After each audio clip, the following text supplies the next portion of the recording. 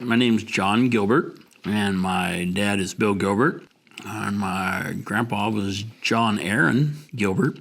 I've lived in Falls City since time flies, about 25 years now. Right now, I'm the fire chief. I was interim fire chief for 6 months. I've been fire chief since January 1st of 2025. I've been in Falls City, cognizant of my surroundings, I'd say, since probably about 12, 13 years old. So that put us at 1983. I stayed with my grandma at her house on South Main, which is where I reside now. When she passed away, I bought it from the family because of my connection and a lot of memories. There's so many things to talk about. Coming up here on the weekends and staying, especially in the summer, staying with my grandma, playing on the river, because the river is always a fun place to be. And kids are always down at the river when you're younger. It draws you, so you're always down at the river doing dumb things, whatever that is. The cannery was across the street from my house. They did fruit, and it was all running through World War I. So that's right in the teens. And their mascot is a husky with fruit around it. My grandma talks about before my dad was born, during the Depression, because she lived here her whole life. She was born on Palmer Lane. My Aunt Letha and my Grandma Orphy, which is a strange name, very Welsh, they would run around and they'd get the labels. The buildings were all, I guess, trashed, I'd say, my words, and the labels were there. And this is already in 31, so the cannery was already done and pretty much wasn't running.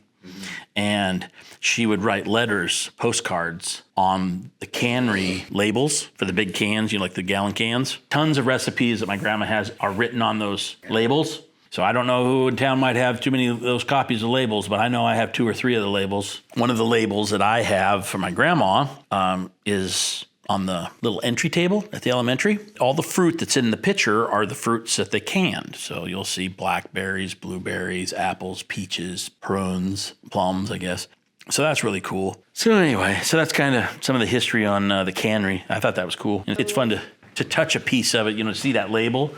The cannery was shut down. I mean, my dad was, say he's, a little kid running around at that point, 8 years old. So that puts us 1948. Buildings are all gone, but the big vats that look like a swim pool. So they used it as a swim pool. I can't imagine how nasty, rusty, and all the things, but they said they swam in it. They have a river to swim in. I said, why do you go down to the river? That's not as much fun as going over to this rusty tank, basically. It's where they bleached the cherries. So if you can imagine a tub as big as this room, and they would blanch the cherries, like the maraschino cherries, little thing of cherries. You get a Shirley Temple. So you get this cherry on your sundae, like your banana split, and it's like blood red. Nothing's that color red, but they blanch them white, and then they blanch them, whatever, the red color. So they played in that, and Dad said there were concrete parts of the building that were there, and so it looked like the Alamo. So cowboys and Indians, and we're off, and we're going to, cap guns and having big wars and all that, and it's where all the kids played. So he has really fond memories of that. Dorothy Benefield and my grandma were lookouts during World War II, and they built a little tower, and that was something a lot of people don't know about, and they took shifts for the entire war. The ladies did. It was all ran by the women, and they actually went to school to be able to identify airplanes. My dad had fun and teased her, but my grandma could tell you the difference of a shadow and looking in the sky, the difference between a Japanese plane and an American plane. And she had logbooks, and she has a certificate. My dad has. I want to say it's before the Air Force, because there was no Air Force till later. Mm-hmm. So it's the United States Army Air Corps, that what her certificate says, but it's for World War II, but the women did it, and it was up there, so some people don't know about that. And so when my grandma was a little girl going from the elementary, the original elementary, they were naughty girls, and they'd go in the building, because it was abandoned. It's where the hospital was. Mm. She said it was trashed, and like the cannery being abandoned, it was abandoned. And she says there were still gurneys in there. And of course, it's spooky when you're a little, when you're a little 8, 10, 11, 12 years old, daring the other one to do it. Nothing changes, just different years. Everyone thinks it's different. Same game, different names, different players.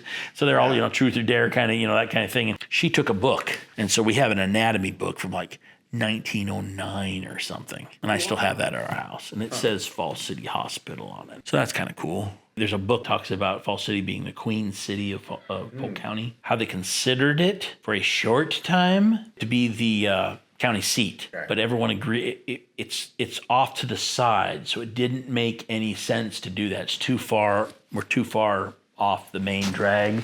Yeah. And normally a county seat, you want it to be a hub or a river something commerce. Yeah. Where Dallas made more sense to make it the county seat. Sure. But they talked about that at one time. Anyway, I just thought that's something kind of cool. Every town has its history.